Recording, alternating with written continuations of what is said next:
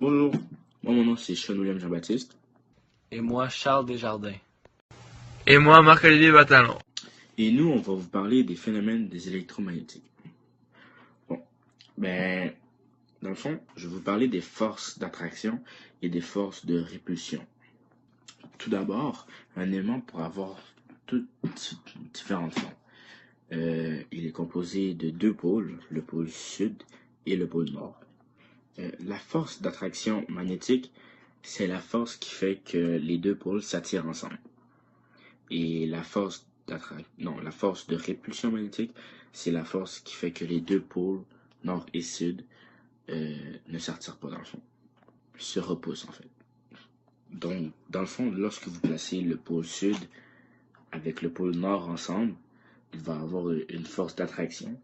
Mais lorsque vous posez le pôle nord et le pôle nord ensemble, il va y avoir une force de repoussement, mais de répulsion.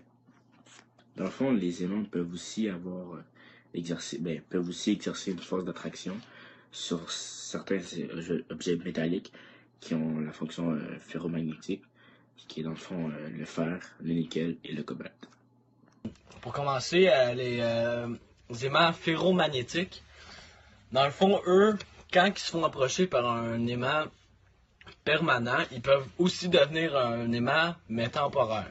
Dans le fond, quand ils sont rapprochés avec un aimant, ils vont pouvoir eux-mêmes aimanter d'autres objets qui peuvent également être aimantés par un aimant dans le fond. Pour la définition des champs magnétiques, dans le fond, le champ magnétique, c'est la capacité des aimants à exercer une force à distance sur les autres aimants ou les autres matières ferromagnétiques. Dans le fond, c'est ce qui est...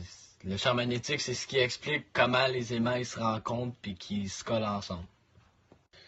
Dans le fond, ce que je veux expliquer, c'est le pôle nord et le pôle sud, comme j'ai mentionné tantôt. Dans le fond, le pôle sud, c'est ce qui attire tous les champs magnétiques.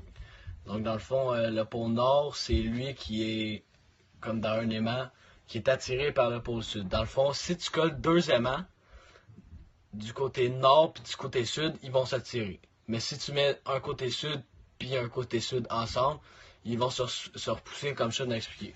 Donc, le pôle sud, ce qu'il faut retenir, c'est que dans le fond, il attire tous les champs magnétiques vers lui pour se booster. Ensuite, pour voir la direction des champs magnétiques,